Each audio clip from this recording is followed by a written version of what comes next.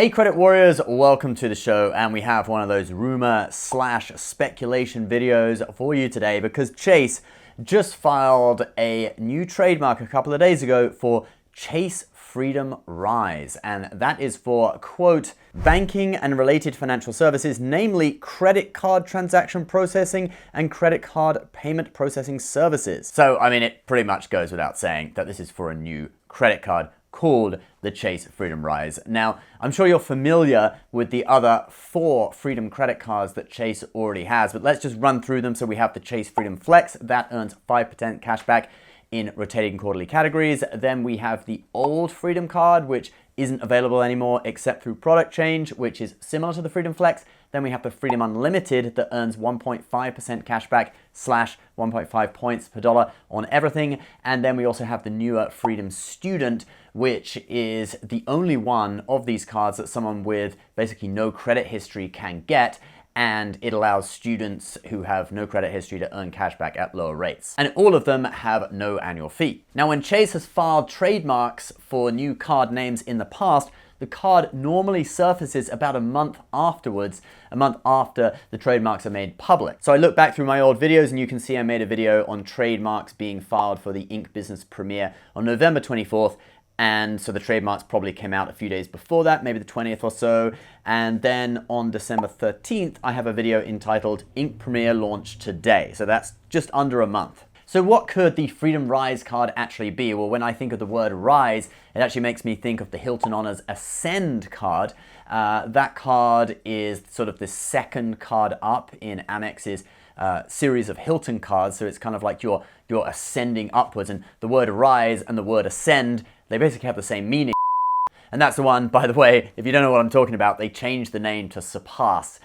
So could this be like a higher level Freedom card that actually does have an annual fee and earns more points in certain categories? Could it earn 6% cashback on some categories? Ooh, who knows? People on Reddit seem to think otherwise. I like this comment. Rise sounds like it would be marketed to folks with poor or limited credit history trying to raise their score. I don't have high hopes for it. So that person thinks it could be a credit builder card, and this would actually be probably Chase's first credit builder card because generally, even the Freedom cards, you need to have at least a year of credit history to get approved for. But recently they did bring in the Freedom Student, which you can obviously get with no credit history because it's aimed at students and they don't have a credit history typically. So you can see that Chase maybe is moving in that direction. So in that instance, the name Rise would refer to building your credit score and rising up above 700 where you can get other credit cards. Now, along the same vein as that, some people are suggesting that it could be a rebranding of the Chase Slate Edge card, which is a balance transfer card and it earns no rewards, but it's the only credit card that someone who has,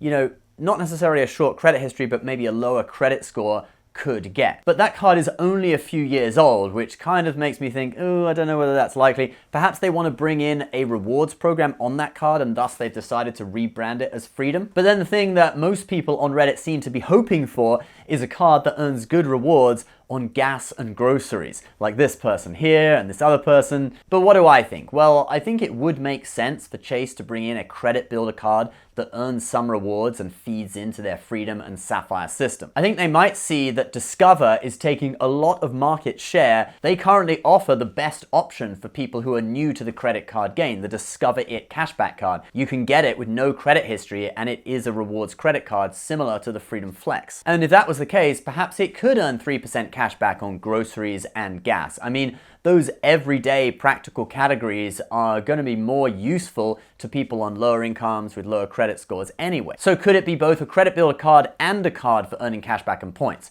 Who knows? Maybe you do. Leave your comments on what you think it is in the comments section below. And I'll tell you what else you can do below as well. You can get up to 12 free stocks when you open a new brokerage account with the zero commission investing app Webull and deposit any amount of money. The minimum value for this is $34 if you're unlucky and get the worst stocks at low values.